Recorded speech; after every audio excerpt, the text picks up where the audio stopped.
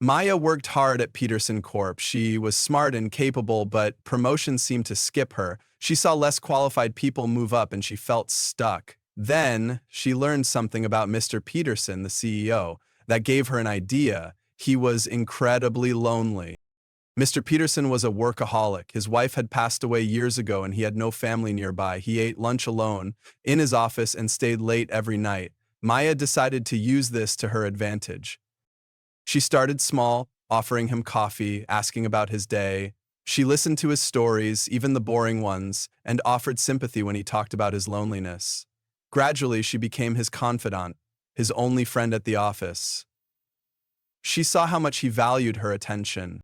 Then she accidentally left her phone in his office.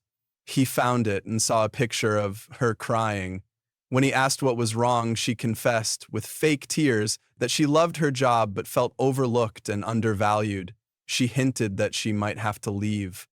Mr. Peterson, desperate not to lose her companionship, proposed.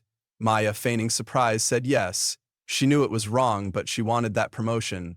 She told herself she would make him happy.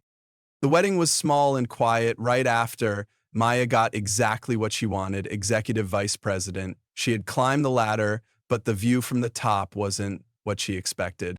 Soon, the reality of her actions hit her. Mr. Peterson was even more demanding, expecting her to be both his wife and his right-hand woman. He was often irritable and unreasonable. The loneliness he had confided in her about was now a heavy weight she had to carry. She also started to see a different side of Mr. Peterson. He wasn't just lonely, he was controlling. He micromanaged everything, both at work and at home. He was also, she realized, deeply insecure. He had built his empire, Peterson Corp, to fill the emptiness inside him, and he clung to it and to her desperately.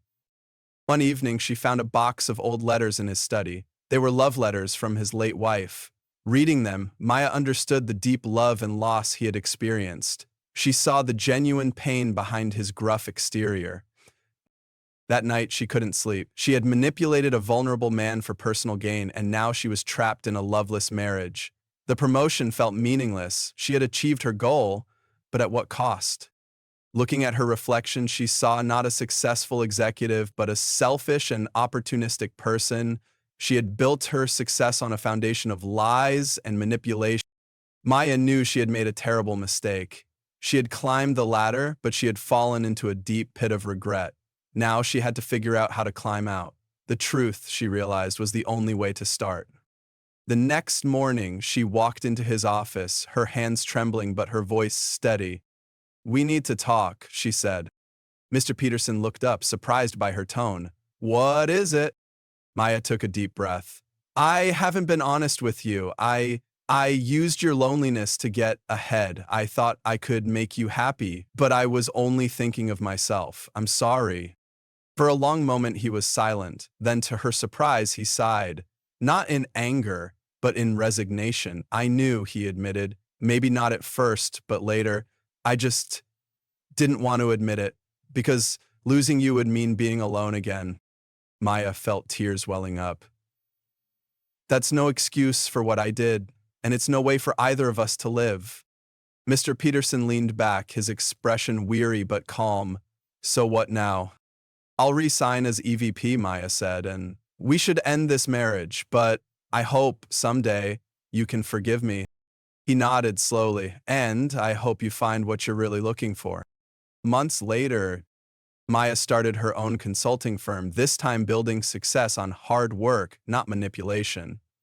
Mr. Peterson, though still solitary, began therapy and slowly reconnected with old friends. They never became close again, but they both learned something valuable. True success means nothing without honesty, with others and with yourself. Moral of the story: ambition without integrity is a hollow victory. True success is built not on manipulation, but on honesty, hard work, and respect for others and for yourself.